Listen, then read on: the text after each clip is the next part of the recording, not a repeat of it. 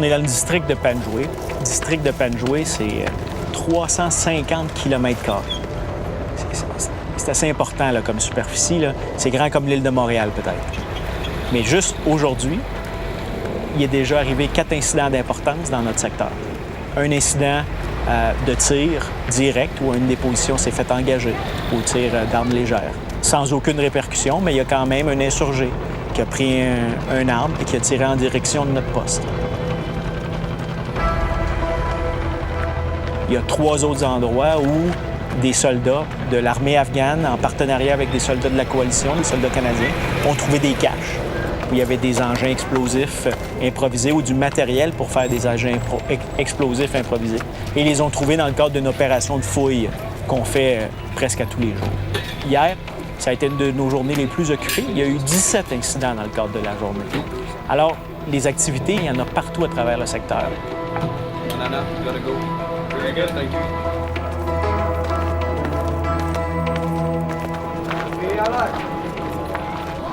Salam alaikum.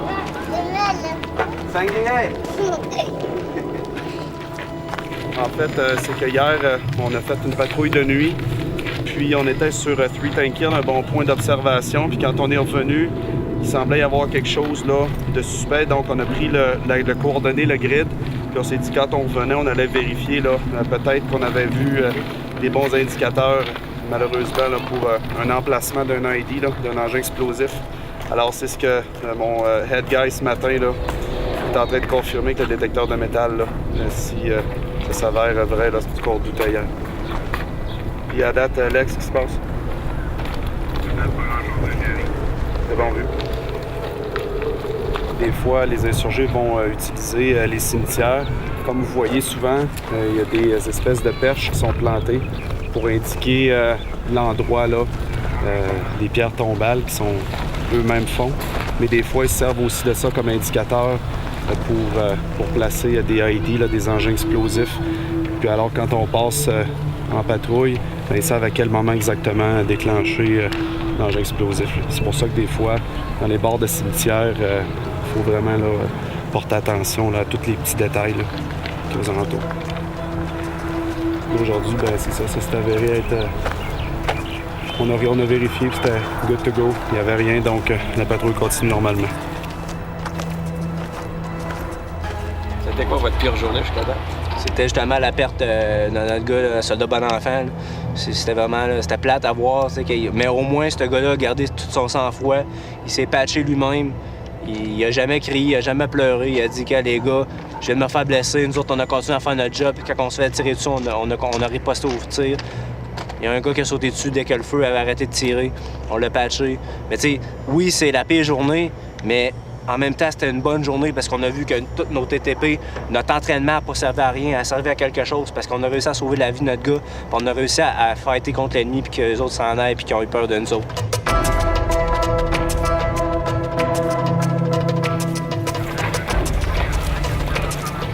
Sur Three Tank Hill, que là, il y a 3 carcasses de tanks. Ici, il y en a une.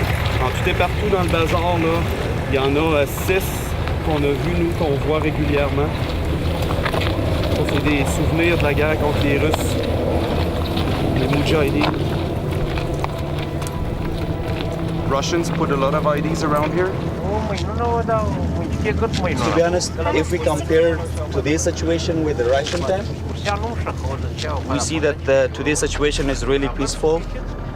But when it was the Russian here in Afghanistan, when they were building or making the OPs all around and they plant an IDs for their security and protection. Okay. But right now he says everything is good if we compare today's situation with the Russian time. Good.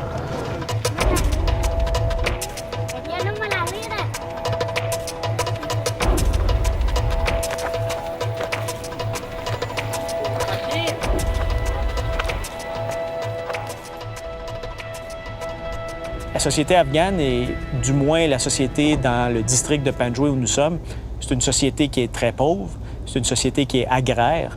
On se trouve dans un pays là, qui est probablement un des pays les plus pauvres au monde.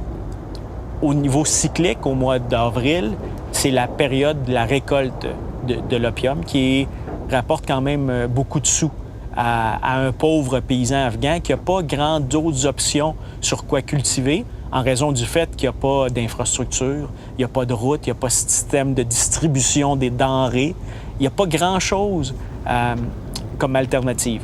Et une fois qu'ils ont fini de faire cette culture-là, cette récolte-là, bien, vous vous retrouvez avec des jeunes hommes, pour la plupart pas d'emploi, désabusés, qui ont vécu 10-15 ans de conflit dans les dernières années et qui se font promettre peut-être un petit peu d'argent, qui se font promettre des sous pour aller poser un engin explosif improvisé, pour prendre une arme et tirer en direction d'un soldat afghan. Et pour ça, ils se font payer de l'argent par les chefs de l'insurrection qui donnent ces directives-là.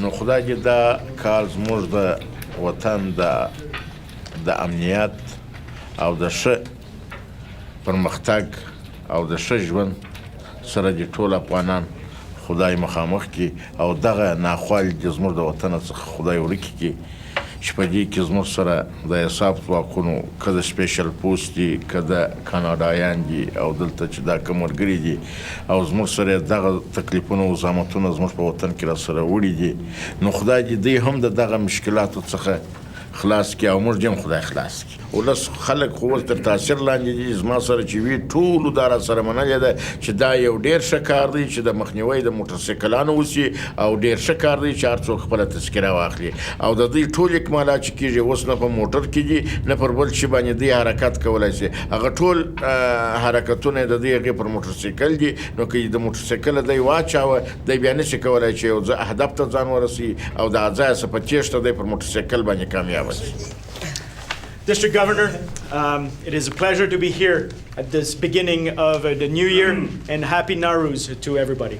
Whatever help the coalition forces can give the district governor to control some of the tashkiras in the district, to put in place his ideas on how to control the motorcycles within the district, how the Afran Mili police, in cooperation with the Afran Mili Urdu, go about eradicating some of the illicit crops that you are starting to see in the district.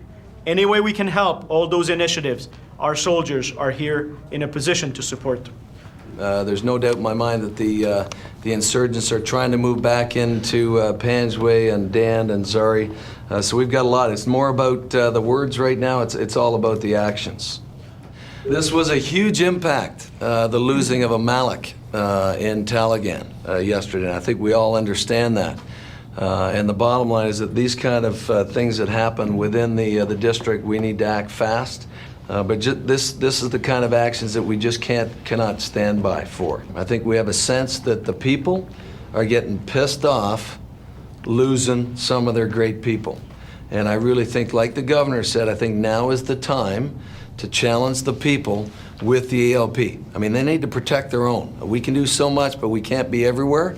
And I think we've really got to drive that. We're really going to need the district governor's support. We're going to need to get some elders on side, and we got to do this. We're doing it in other districts. We're doing it in other places across the country. You know, I've got guys supporting, but I think now is the time, and it's got to be fairly quick.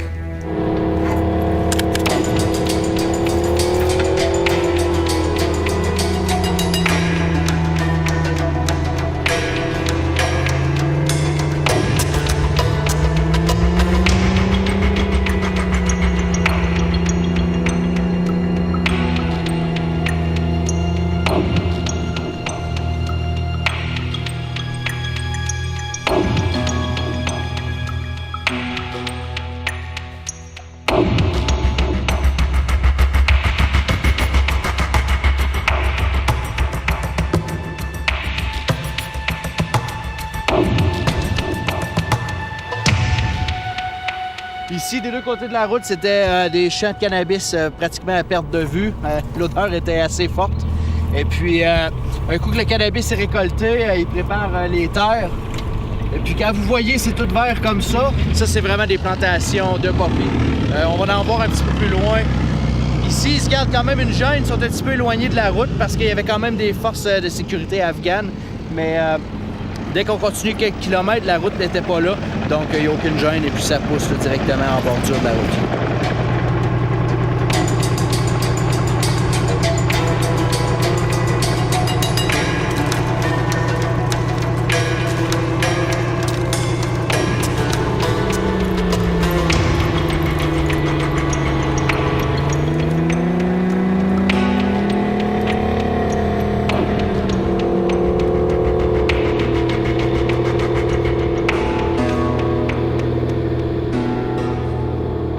Notre mission, c'était de faire la sécurité sur la progression de la nouvelle route INO.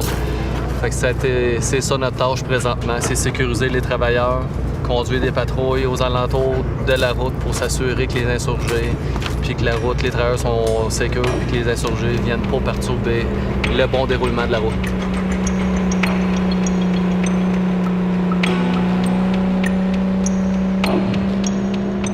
Au départ, quand on a commencé l'opération, vu qu'on était pas mal dans les champs de vigne, on envoyait tout le temps le peloton de sergent en avant des chars, nettoyer tous les champs de vigne. Puis là, à un moment donné, le 18 décembre, on a vu que ça ne marchait plus. Là. Ils sont adaptés. C'est là qu'on a perdu un de nos gars. Parce qu'on avait commencé à avoir un petit pattern. Ils ont commencé à voir, ils ont commencé à anticiper notre prochain geste. Puis là, on était un peu en arrière. Puis c'est là habituellement qu'il arrive de quoi.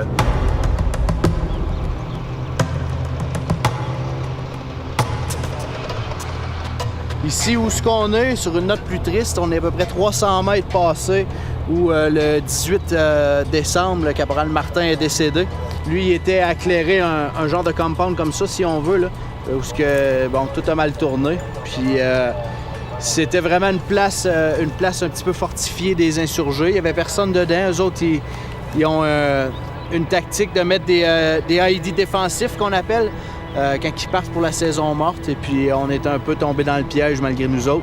Donc, on a tout bulldozé le compound au complet, et puis la route passe maintenant exactement là, dessus.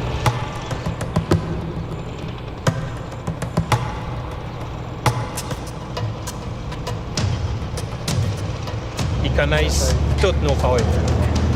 Et c'est pour ça que nous autres, il faut toujours s'ajuster. Si on a le même pattern pendant une semaine, là, à un moment donné, ils vont trouver le 10 pieds de route qu'on n'est pas capable de voir avec tous nos instruments, puis c'est là que ça se passe. Ils sont constamment en train de nous regarder. Dans la population locale, ils sont insérés dans eux autres. Fait que c'est très facile pour eux autres de nous étudier. On n'est pas capable de les différencier. Fait qu'ils nous étudient beaucoup à 3 jours, constamment. C'est très fréquent qu'ils s'adaptent à ce qu'on fait. Ça, c'est sûr et certain. Juste en s'en venant tantôt, on a spoté au moins 4 personnes qui avaient des comportements d'observateurs.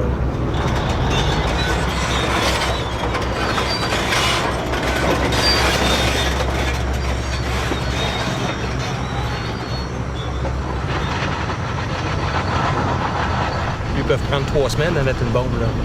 Ils vont par étapes. Ils ne sentent pas d'avion ou rien. Ils vont juste creuser, ils ramassent. Ils reviennent 2 jours plus tard, il y a un autre gars qui passe, puis il fait semblant qu'il échappe quelque chose à terre. Tu sais, après ça, il retourne dans le champ, travailler, un fermier. Là, tu passes à côté, là, puis il est en train de travailler dans ses champs de vigne. T'es parti, il s'en va en arrière. Tu sais, c'est rien de ça.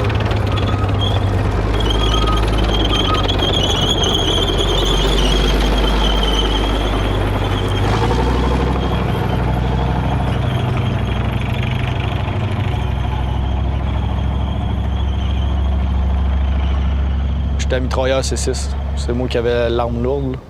Fait qu'à chaque fois qu'on sortait en patrouille, c'est moi qui traînais cette arme-là. Puis en gros, c'est ça. Jusqu'à temps que j'ai eu mon accident. Que là, on a sauté sur une mine. Là, il y avait moi et le lieutenant Mayou, qui aujourd'hui est rendu capitaine. On a été éjecté du véhicule, qui nous a sauvé la vie, mais on a perdu tous les deux une jambe. Moi, c'est la jambe droite, lui, c'est la jambe gauche. Puis j'ai perdu 2 de mes confrères dans cet accident-là qui sont morts aujourd'hui. Tout est patrouillé aussi par des drones, par des avions, par des systèmes de caméras. On a des mâts, Fait pour toutes les fois qu'il n'y a pas de monde physiquement sous terrain, on essaie d'avoir des avions. T'sais, après 4 mois, on est rendu habitué, on sait c'est quoi déposer de bombes. Là. Fait que là, on les voit sur la caméra. Puis le commandant, le colonel Saint-Louis, puis il voit tout ça à partir de son QG. Il y a toutes les images, puis il prend une décision. Quand la décision est prise, là, il y a à peu près 10 personnes. Là. Il y a le commandant, il y a un avocat, il y a tout du monde qui check, qui connaissent les règles d'engagement sur le bout des doigts. Puis à tout ce petit comité-là, il dit OK.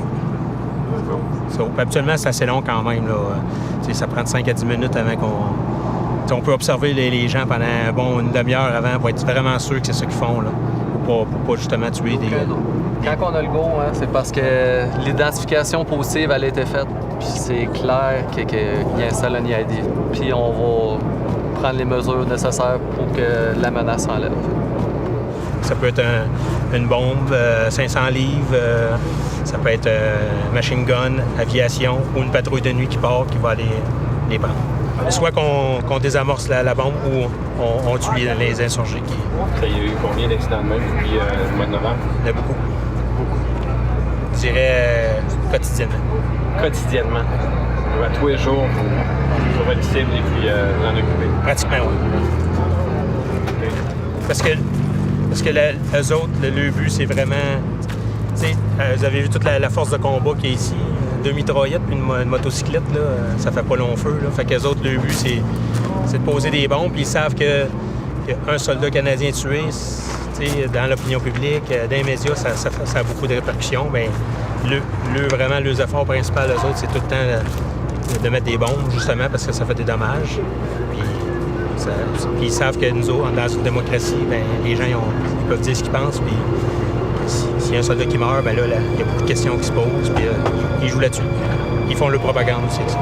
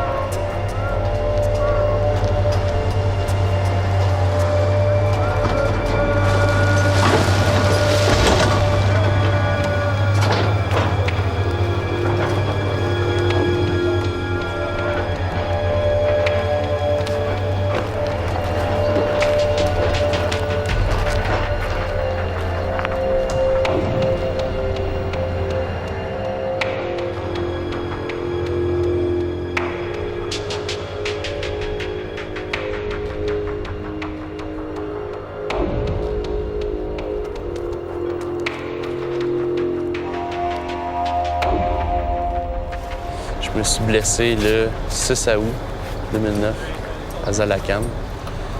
On s'en allait ouvrir une maison de peloton. Ils font une patrouille démontée de nuit. Les véhicules ne se rendaient pas, fait qu'il fallait y aller à pied. Vers 3 h du matin, j'ai mon compatriote médical qui a pilé sur une mine. J'étais juste à côté de lui, fait que j'ai mangé le souffle au niveau du visage puis de la jambe. Ça a brûlé au 4e degré. Ça a pris un peu moins d'1 heure avant que j'arrive sur la table d'opération avec l'évacuation par hélicoptère. Sauf qu'on était dans un endroit quand même inaccessible. Les véhicules, ils se rendaient pas. Fait qu'il a fallu tout faire la marche qu'on avait faite sans se retourner avec moi sur une civière. Ça a été compliqué m'extraire, mais encore là, c'est mon médic, même blessé, qui a fait le plus gros de la part. Là. Il n'a jamais lâché le morceau. Combien de frères, qu'est-ce qu'il y a eu? Sa jambe a coupé sur le souffle. Elle a coupé immédiatement. Là, il a réussi à se mettre son garrot lui-même. Il est vraiment fait solide. Puis même s'il était blessé et il était pas capable de rien faire, bien, il donnait tout le temps des conseils au gars pour qu'il me soigne moi. Fait qu'il continuait à faire sa job de médic, moi, même si sa jambe avait sauté dans la corne de bord. Tu étais conscient? Oui, conscient tout le long. J'étais arrivé sur la table, je donnais mon nom, mon matricule. Je donnais mon groupe sanguin. Puis je leur ai demandé de me mettre dans un coma médical parce que j'étais pissed off. Là. Ça a pris environ 3 jours que je me réveille de mon coma. Puis suite de ça, j'ai eu mes traitements médicaux là, qui ont duré à peu près, je dirais, un bon 3 mois et demi. Ensuite, je suis retourné travailler au bataillon dans un poste administratif. Ensuite, on m'a laissé la chance de refaire de l'infanterie. Fait que je suis retourné dans un peloton d'infanterie pour la montée en puissance. Puis j'ai réintégré mon métier comme je faisais avant. Je peux vous présenter ça un peu dans le contexte que, sinon je serais pilote de course, puis il me serait arrivé un gros accident, puis que je ressemblerais à ça, bien j'arrêterais pas de courser pour autant. J'aime ça, j'aime ça. Fait que l'infanterie, c'est la même chose pour moi. J'aime ça, fait que je continue. 22, c'est ma vie. Je l'ai tatoué sur le cœur, sur moi. C'est mon œil, mon bataillon.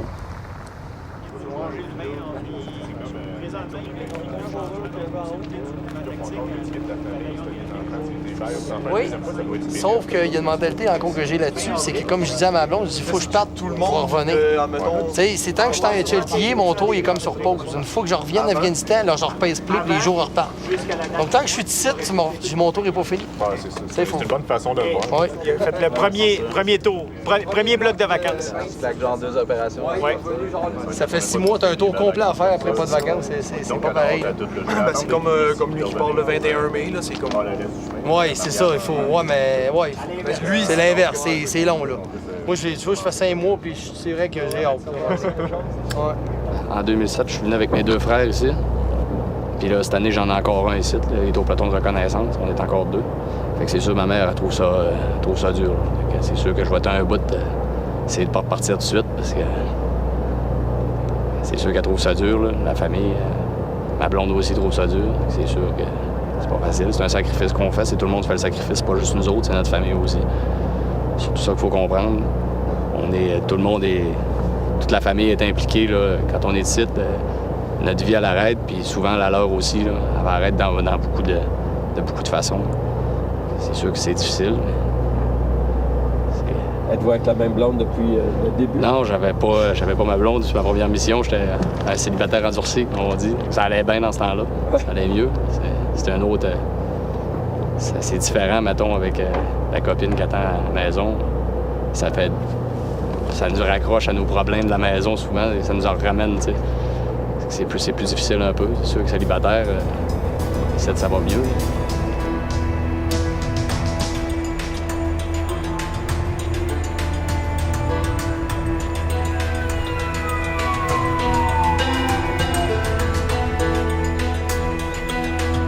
On se parle aujourd'hui dans le secteur de Zangabad. C'est dans la pointe ouest du district de Panjwai. C'est un endroit où, pendant les derniers 24 mois, c'est un sanctuaire des insurgés.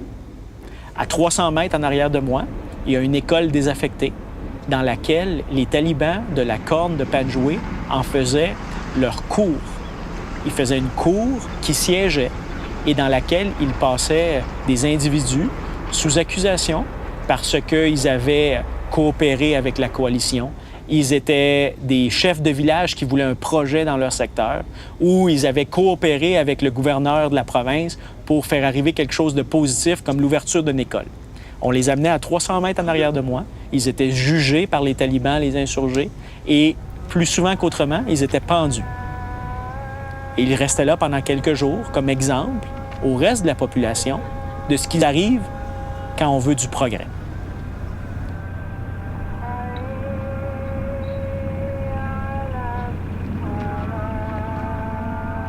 Aujourd'hui, dans l'école, il n'y a plus de talibans, il n'y a plus d'insurgés.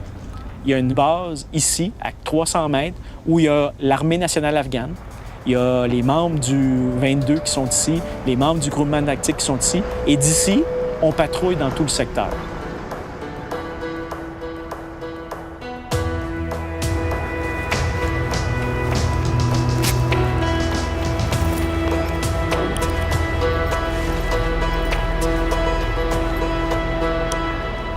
Fait que l'horaire pas trop compliqué aujourd'hui. On retourne à CAF, on arrête à MSG. Puis c'est vraiment un petit stop, là, on n'arrêtera pas longtemps. Donc là, on va faire une minute de silence. Pour moi et l'adjudant Gagné, c'est notre dernière sortie. C'est la dernière fois. Fait que, y-tu la météo matin qui a été checkée ou? Maximum de 30, minimum de 13. Le soleil s'est levé à 6h03. Il va se coucher à 18h25. La slate, 18h49. Il y a eu dans le coin de Robinson, Bennetson, hier en fin de journée, ils ont eu 2 contacts. Puis il n'y a pas rien eu de spécial, là. Les contacts ont été brisés. Ensuite de ça, il y a eu un ID find dans le coin de PBHD. Là. Yehudi est en train d'exploiter ce matin. Fait que, pour ça, il n'y a pas rien de spécial sur la route. Linebacker est parti ce matin, je ne sais pas si vous les avez entendus. Donc la route devrait être claire aussi. C'est de ça. Le groupement étage, c'est sûr qu'il va y avoir bien des changements. Là, on va partir 3 véhicules, on est 26 personnes. Il va être pronto 9 Victor jusqu'à temps qu'on soit rendu là-bas. Rendu là-bas, on va se parker dans le parking sûrement si on a le temps. Donc on va pouvoir cross-loader le monde, comme le gérant-chef va reprendre mon truck, moi dans 9. Puis Echo, je pense que vous ne changerez pas pendant tout. Puis Golf non plus, il y a juste nous autres qui va changer de personnel un petit peu. Puis rendu là-bas, on va être rendu 4 véhicules, 32 personnes jusqu'à Mason Guard, puis là ça change encore. Plus à suivre là-dessus. L'évac est vert. Ici, il y a une ambulance de près. Puis à Spur-One-Gar, l'ambulance est encore breakdown. Donc Mason Guard, il y a une ambulance de près. À 45, là, soyez prêts. On va partir, on va se prendre un petit 5 minutes là-bas pour reconfigurer. Puis après ça, on va partir. Bon plan, capitaine. C'est bon?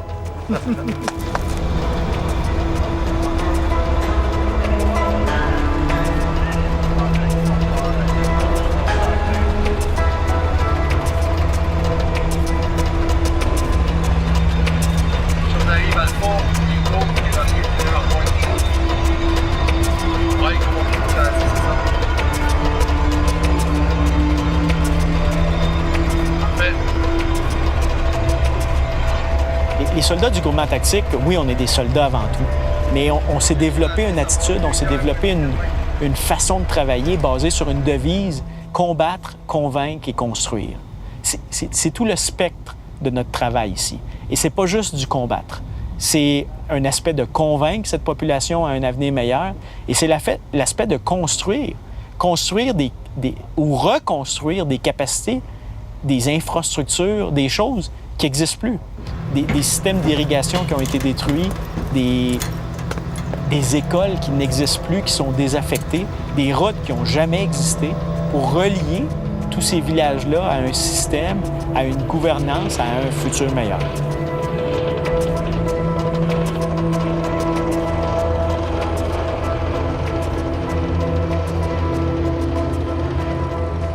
Ici, on a l'école de Salavat. La construction s'est terminée fin décembre, début janvier. Puis depuis ce temps-là, on essaie de trouver des professeurs pour venir travailler ici pour qu'on puisse mettre des étudiants. Ça marche beaucoup au niveau localité, ça marche beaucoup aussi au niveau tribu. Donc, les enfants de Salavat viendraient ici à l'école. À côté, on a Moadjirine, sauf que Moadjirine et Salavat, c'est 2 tribus différentes. Puis les gens de Moadjirine, même si c'est à côté, hésitent à envoyer leurs enfants à Salavat. On est en processus de rénover une autre école à Kakaran, un peu plus au nord. Puis même si cette école-là est plus loin que celle-là ici, les gens de Moadjirine seraient plus enclins d'envoyer leurs enfants à Kakaran que de les envoyer ici. C'est la nature de la chose, là. C'est la nature de l'Afghanistan. On ne peut pas y changer rien.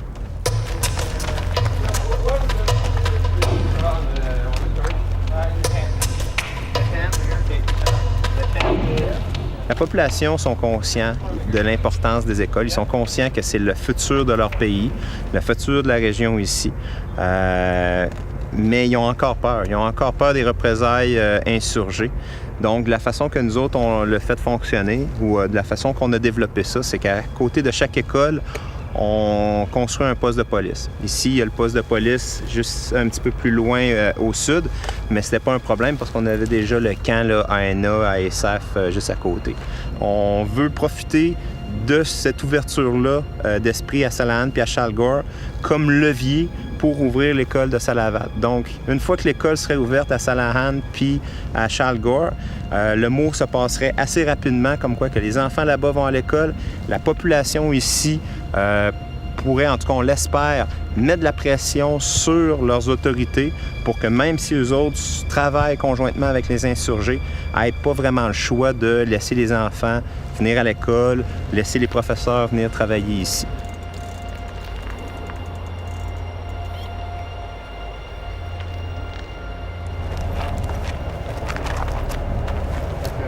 Arif here, his father was the Malik of Salavat up until 2005, at which time he was killed by the Taliban. His name was Haji Malak. He was replaced by a gentleman called Haji Sami. Haji Sami owns basically all the land that we're on right now, including the school that we just came from. And he donated the land for the school to be manufactured. And shortly after he became the Malik, he was killed by the Taliban as well. So that was two Maliks in a row of Salavat that were killed by the Taliban for supporting, cooperating with ISAF. But essentially each time he comes, he tells us that he's putting his life in danger by presenting himself at Folad. If the Taliban see him, then he's a bit concerned that his life could be in danger as well.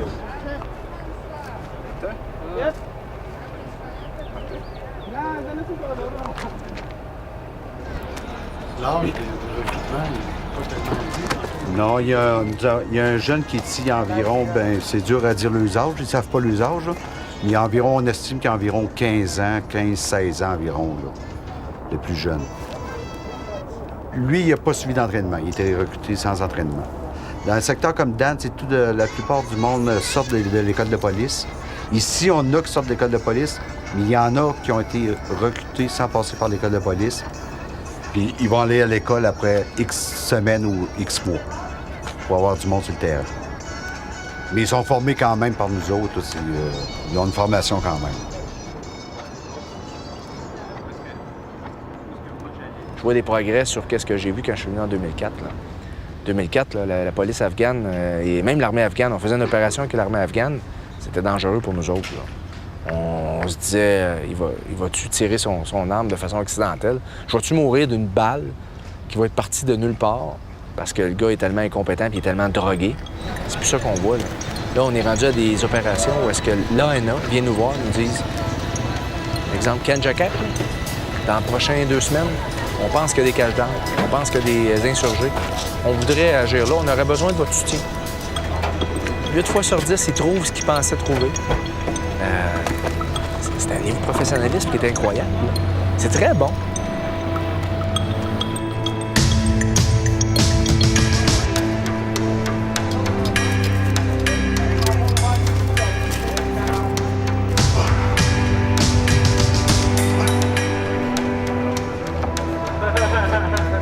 Avant de rentrer dans l'armée, j'étais machiniste à commande numérique dans une usine. Puis simplement que j'avais le goût de l'aventure. J'ai voyagé beaucoup au civil avant. Donc travailler dans une usine en fermant de 4 murs, c'est une chose que je n'étais pas capable. Puis je regardais les gars qui travaillaient dans l'usine depuis 30 ans qui mangeaient la même affaire. Là. Donc je m'en allais vers 26 ans, puis je me disais que s'il fallait que je le fasse dans ma vie, c'était maintenant ou jamais. C'était pas à 40 ans qu'il fallait que je m'engage. Bon, j'ai fait le bon choix. J'ai signé un contrat de 3 ans avant de m'en venir ici, puis j'espère que signer mon 25 ans en revenant. Sérieusement, je veux en voir plus que ça. S'il y a d'autres endroits à aller, peu importe le danger, on va y aller, c'est sûr et certain. On va être même volontaire et motivé à y aller.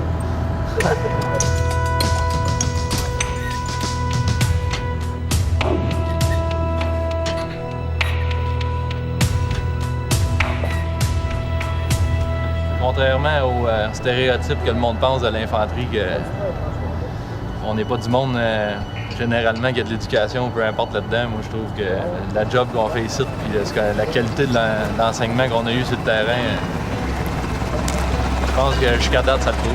Jusqu'à date, les gars, ils ont très bien réagi. Il n'y a pas personne qui s'est mis à paniquer jamais. Au courant de la rotation, ils savent quand la nouvelle équipe arrive ou... Pour ce qu'on a entendu de ce que l'intelligence nous a dit, en fait, ils sont bien au courant quand il y a un changement Quand ils ont un changement, veut pas quand on fait nos patrouilles, on reste ici une couple de mois. Ils nous voient passer tous les jours, donc ils viennent à nous connaître, chaque gars, et la langue qu'on parle surtout. C'est comme, on travaille beaucoup avec des interprètes afghans, en fait. Puis les interprètes afghans, eux autres, ils traduisent pashto à l'anglais. Donc quand on arrive en théâtre comme ça, puis qu'on parle français, quand on se parle entre nous, nos tactiques, c'est français, donc les interprètes, ils peuvent vraiment pas savoir ce qu'on dit, puis ça, c'est très bon. Généralement, s'il adviendrait le fait qu'il y a un interprète qui parle avec les villageois, qui pourrait faire passer l'information de nos façons de travailler ou peu importe de ce qui se passerait sur le camp, il viendrait pas à bout de lire entre les lignes vu qu'on parle français. Donc ça, c'est une très bonne chose pour nous autres.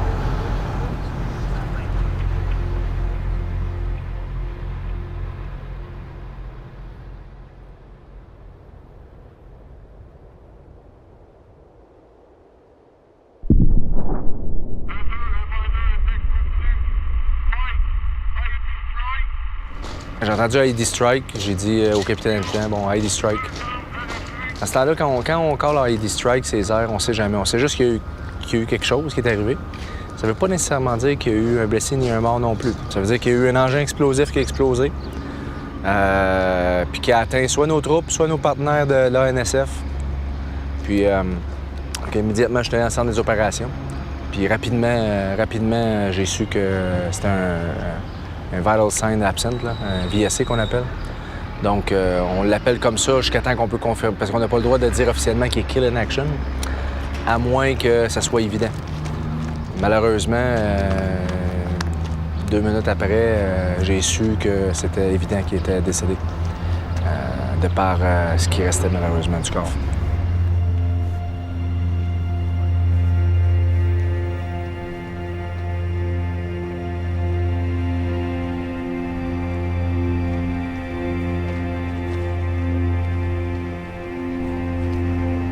Compagnie, en place là! Repos! Repos! Hier, le destin nous a donné une 155e raison d'effectuer ou de continuer notre travail et d'atteindre les objectifs qu'on s'est fixés. Pour le caporal Yannick Scherer, on va prendre 1 minute de silence. On va se recueillir 1 minute pour lui rendre hommage. Rendre hommage à son sacrifice, rendre hommage au travail qu'il a fait avec nous autres ici en Afghanistan. Mais aussi, on va avoir une petite pensée pour ses parents et ses proches qui aujourd'hui pleurent un fils, un conjoint, un ami. Compagnie C, cadet! Vous! Découvrez! Vous!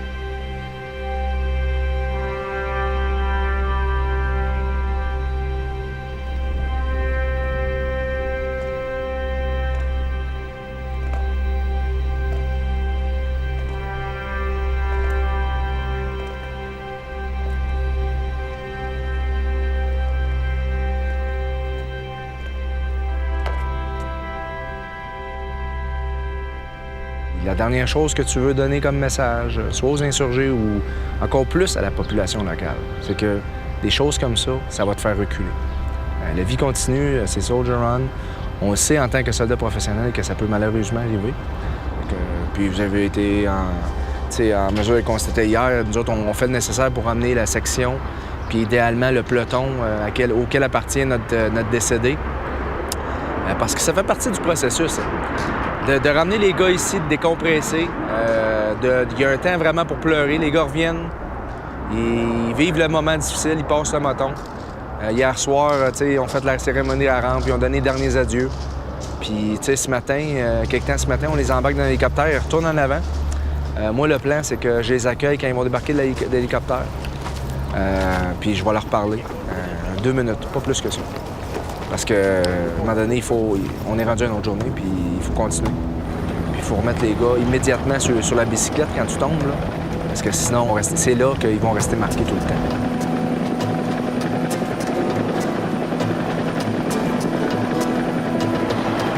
On tente de garder notre focus sur la mission que nous faisons pour qu'elle finisse en tant que mission, notre 7 mois, 8 mois ici, qu'elle finisse avec le succès. Qu'on puisse avoir pris une situation en novembre 2010 et la faire progresser, qu'elle soit meilleure en juillet 2011 lorsqu'on va donner ça à des Américains. Ce n'est pas la victoire de la fin de la Deuxième Guerre mondiale, évidemment, parce que la tâche est inachevée et la coalition va continuer cette tâche.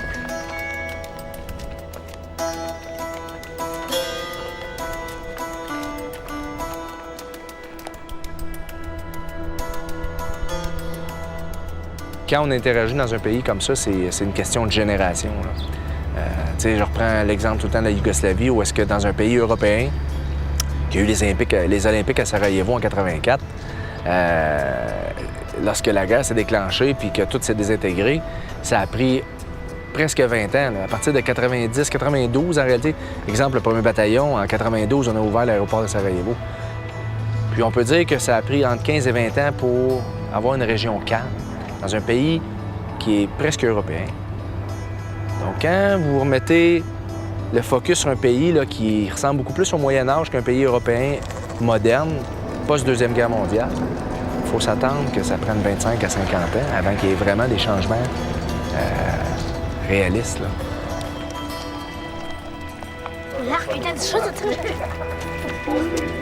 Давайте